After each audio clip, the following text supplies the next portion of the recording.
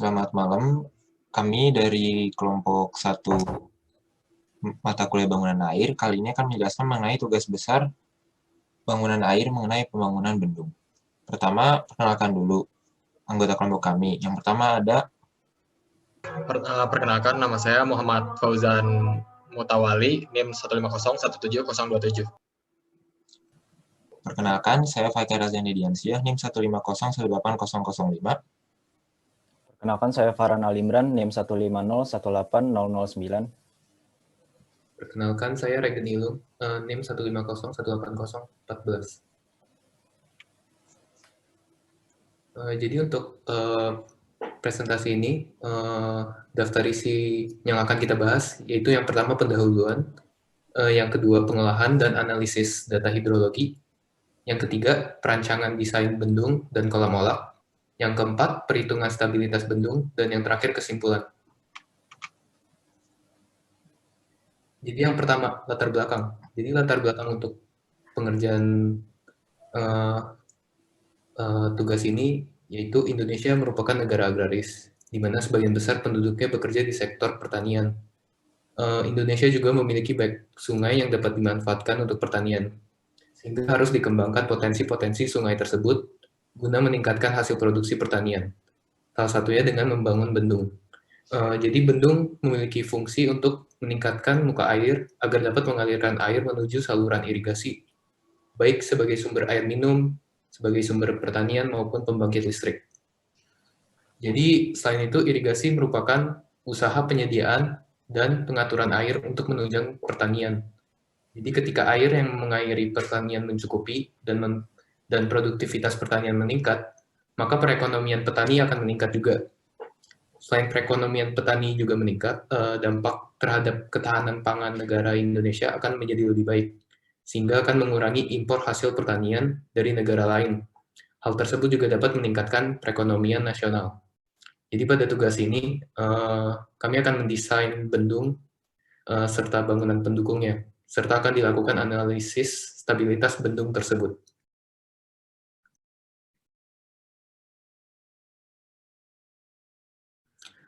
Jadi ini metodologi untuk pengerjaan tugas besar ini. Jadi pertama, kita dimulai dengan melakukan studi literatur yang dibantu oleh asisten beserta bantuan dari referensi dokumen-dokumen SNI. Setelah studi literatur, kita akan melakukan pengumpulan data hidrologi yang dilakukan dari data tugas besar rekayasa hidrologi sebelumnya. Kemudian dari data-data tersebut, kita menganalisa dan melakukan pengolahan data hidrologi tersebut.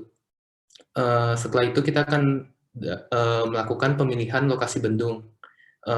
Pemilihannya itu dilakukan berdasarkan dokumen KP serta arahan asisten.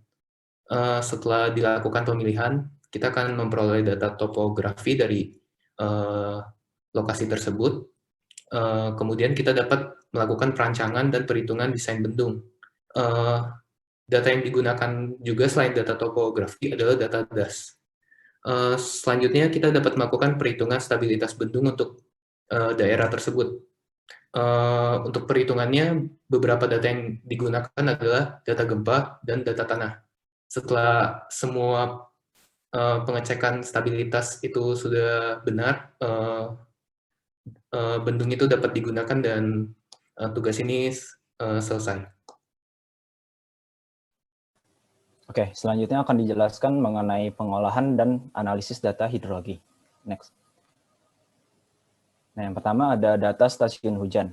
Pada DAS ini, stasiun hujan yang ditinjau yaitu ada 3. Yang pertama, stasiun hujan Majalaya. Yang kedua, Ciberem. Yang ketiga, Paseh. Dengan luas masing-masing stasiun, luas DAS masing-masing stasiun hujan ada di tabel sebelah kiri. Nah, di tabel sebelah kanan itu terdapat curah hujan harian maksimum tahunan dari tahun 1998 sampai tahun 2007. Next. Nah, selanjutnya dilakukan analisis frekuensi distribusi hujan dengan menggunakan distribusi Gumbel, log persen tipe 3, normal, dan log normal. Berikut adalah tabel hasil perhitungan dari masing-masing distribusi. Next. Nah, selain itu akan dihitung juga mengenai koefisien skewness dan koefisien Courtois. Lalu dicek apakah distribusi tersebut memenuhi syarat-syarat yang telah ditentukan. Dari hasil perhitungan didapat bahwa distribusi log persen tipe 3 memenuhi syarat koefisien skewness tidak sama dengan 0. Maka distribusi log persen tipe 3 akan dipilih. Nah, selanjutnya dilakukan uji distribusi data hujan dengan menggunakan distribusi log persen tipe 3 yang tadi sudah dipilih. Nah, dari hasil uji chi-square yang pertama, distribusi log persen 3 memenuhi syarat nilai maksimum dari chi-square dengan nilai DF adalah 4 dan tingkat keyakinan diambil 0,05 yaitu 9,488. Next. Nah, yang kedua itu dilakukan uji Kolmogorov-Smirnov.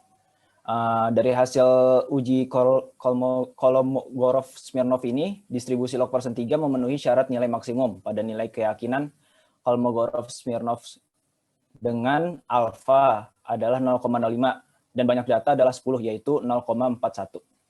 Nah, di tabel sebelah kanan ini hasil perhitungan untuk curah hujan rencana periode ulang 100 tahun yaitu sebesar 248,41 mm. Nah, ini merupakan perhitungan debit banjir rencana menggunakan hidrograf SCS untuk periode ulang 100 tahun. Next. Ini merupakan hasil perhitungan debit banjir rencana untuk hidrograf sintetis Snyder-Alexeyev. Nah, berdasarkan perhitungan debit banjir rencana dengan metode Snyder-Alexeyev, maka dipilih debit banjir maksimum sebesar 1.391,9 meter kubik per second. Berikutnya akan dijelaskan mengenai perancangan desain bendung dan kolam olah. Pertama akan dijelaskan mengenai pemilihan lokasi bendung. Lokasi bendung adalah di daerah aliran sungai Citarum Majalaya. Pertama akan dibuat dulu lokasi sawahnya yang memiliki syarat memiliki luas di atas 50 hektar dan berada di tempat yang landai. Kemudian akan dicari elevasi sawah tertingginya. Kemudian dari sawah tersebut akan dibuat saluran sekunder yang akan menyambung saluran primer yang nanti akan menyambung dengan bendung yang akan dibuat. Saluran ini memiliki persyaratan memiliki kelandaian di bawah 1,5%. Kemudian lokasi bendung dibuat di ujung saluran primer. Dan mesti dipastikan bahwa lokasi bendung tersebut memiliki elevasi lebih tinggi daripada elevasi sawah tertinggi. Kemudian dari bendung tersebut akan dilakukan pengukuran 7 titik sepanjang sungai untuk mengukur lebar sungai dan kontur sungai pada titik di mana bendung akan dibangun. Setelah didapatkan lokasi bendung, maka didapatkan ketiga data ini. Data DAS didapatkan dari tugas rekayasa hidrologi semester-semester sebelumnya, kemudian data tanah didapatkan dari asumsi, dan data pengukuran sungai didapatkan dari pengukuran 7 titik yang sudah dijelaskan sebelumnya. Untuk mendapatkan lebar rata-rata dan elevasi sungai di setiap titiknya. Setelah dilakukan pengumpulan data lokasi bendung, maka akan dilakukan perhitungan dimensi saluran dan penghitungan dimensi bendung. Dimensi saluran dihitung menggunakan rumus Manning dengan menggunakan iterasi. Kebutuhan air yang didapatkan pada perhitungan ini didapatkan dari tugas besar sebelumnya. Didapatkan hasil seperti pada tabel di atas. Kemudian akan dilakukan perhitungan dimensi bendung, yaitu mercu bendung dan dimensi bendungnya sendiri. Untuk perhitungan mercu bendung akan dilakukan menggunakan rumus-rumus yang sudah dipelajari selama mata kuliah bangunan air ini dan dilakukan berdasarkan ketinggian elevasi sawah dan elevasi bendung. Dan didapatkan hasil seperti tabel pertama. Kemudian di tabel kedua didapatkan tinggi bendung, lebar bersih bendung, dan lebar efisien bendung. Berikutnya dilakukan perhitungan ketinggian air di hilir dan di hulu. Sama seperti penilaian saluran, dilakukan juga dengan cara iterasi. Dan setelah didapatkan ketinggian H2 dan H1, dibuat juga lengkung energi di hilir bendung dan di hulu bendung. Dan didapatkan hasil seperti berikut. Untuk sisi kiri adalah untuk muka air di hilir bendung, dan untuk sisi kanan adalah untuk muka air di hulu bendung. Didapatkan H1 sebesar 9,7 meter dan H2 sebesar 2,525 meter. Kemudian dilakukan perhitungan kolam olak. Kolam olak yang dihitung ada 3 jenis, namun nantinya akan hanya dipilih satu. Yang pertama adalah kolam olak tipe bucket, yang kedua adalah tipe USBR 4, dan tipe Fluchter. Dan didapatkan hasil seperti berikut. Pada desain yang digunakan, akan digunakan kolam olak tipe bucket karena dari ketiga alternatif, kolam tipe bucket lebih mudah dibuat dan juga memenuhi persyaratan H1 per H2. Setelah ditentukan kolam olak tipe apa yang akan digunakan, maka dihitung juga peredam energi. Peredam energi yang digunakan memiliki dimensi seperti di tabel berikut. Setelah didapatkan kolam olak dan peredam energi, akan dibuat gambar desain bendung. Desain bendung yang dibuat mesti memenuhi persyaratan R minimal dan T minimal, seperti pada gambar ini.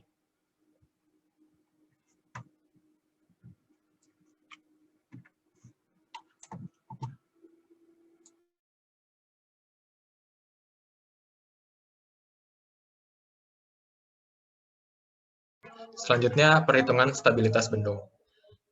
Perhitungan stabilitas bendung merupakan perhitungan yang dilakukan untuk mengecek kekuatan bendung terhadap gaya-gaya yang berinteraksi di sekitar bendung.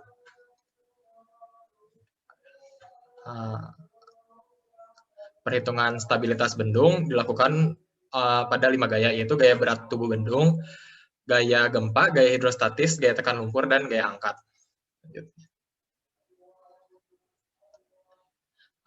Gaya berat tubuh bendung merupakan gaya dari si bendung itu sendiri.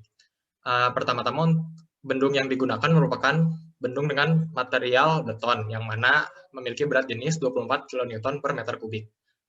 Selanjutnya dicari area dari bendung tersebut dengan bantuan aplikasi AutoCAD, sehingga didapatkan area seperti yang pada tabel sebelah kiri, yang mana kemudian area tersebut dikalikan dengan massa jenis betonnya, sehingga didapat gaya berat itu yaitu sebesar 15.620,1048 kN per meter. Kemudian gaya berat tersebut dikalikan dengan lengan momennya, yang mana lengan momen juga didapatkan dari bantuan aplikasi AutoCAD, sehingga didapat momen yang bekerja adalah 526.085,1297 kN per meter. Selanjutnya ada gaya gempa, yang mana gaya gempa merupakan gaya eksternal. Gempa yang digunakan merupakan gempa dengan periode ulang 100 tahun. Gaya gempa didapatkan dengan mengalihkan gaya berat dari bendung dengan koefisien gempa, di mana koefisien gempa yang digunakan merupakan 0,146. Dengan dikalikan dengan gaya gempa didapat gaya gempa dengan arah horizontal yaitu 2274,083. Selanjutnya ada gaya hidrostatis, yang mana gaya hidrostatis ini dihitung pada 2 kondisi, yaitu pada kondisi hulu dan kondisi hilir. Yang pertama, pada kondisi hulu, didapat bahwa tekanan airnya merupakan sebesar 4,19 kN per meter dengan lengan momennya 1,37 meter. Didapat momen pada gaya hidrostatis merupakan 5,72 kN per meter. Untuk kondisi hilir, didapat gaya tekan dari hidrostatis airnya 31,88 kN per meter dengan lengan momen 1,9 meter. sehingga didapat momen untuk gaya hidrostatis pada kondisi hilir 60,62 kN per meter. Selanjutnya gaya tekan lumpur. Parameter perhitungan yang digunakan pada gaya tekan lumpur ini merupakan hasil asumsi di mana nilai berat partikel sebesar 2,65, theta dan kedalaman lumpurnya juga merupakan hasil asumsi. Didapat bahwa perhitungan gaya tekan lumpur momen sebesar 2,54 kN per meter.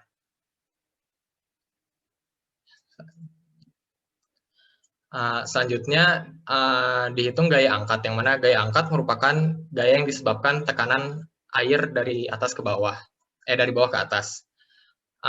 Gaya pertama-tama untuk menghitung gaya angkat ini dihitung panjang bendung dari pada arah vertikal dengan horizontal, yang mana perhitungan ini dilakukan dengan bantuan aplikasi AutoCAD. Didapat untuk bagian vertikal total gayanya sebesar 434,471 dengan total momennya 26.812,4. Untuk bagian horizontal didapat total gaya 443,451 dengan total momennya 13.048,111. Untuk kondisi hilir didapat total gayanya 1.240 dengan 259 dengan total momen 52.120,626. Pada bagian horizontal didapat total gaya 1.025,97 dan total momennya 30.891,34. Selanjutnya setelah didapat perhitungan kelima gaya sebelumnya, kemudian dicek ketahanan bendung untuk tahanan geser dan guling, yang mana pada tahanan geser harus memiliki safety factor di atas 1,5, sedangkan untuk tahanan guling harus memiliki safety factor di atas 1,25. Dengan menjumlahkan gaya-gaya yang telah dihitung sebelumnya, didapat safety factor pada kondisi muka air normal untuk tahanan gaya geser yaitu sebesar 12,5 dan gaya untuk tahanan gulingnya sebesar 5,58, sehingga syarat tersebut telah memenuhi syarat safety factor. Untuk muka air banjir didapat safety factor untuk tahanan geser sebesar 6,166 dengan safety factor pada tahanan guling sebesar 4,31, sehingga dan hasil tersebut juga telah memenuhi syarat dari safety factor untuk bendungan.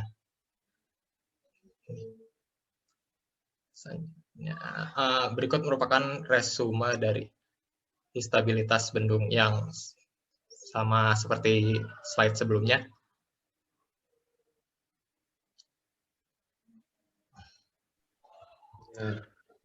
Sebagai kesimpulan,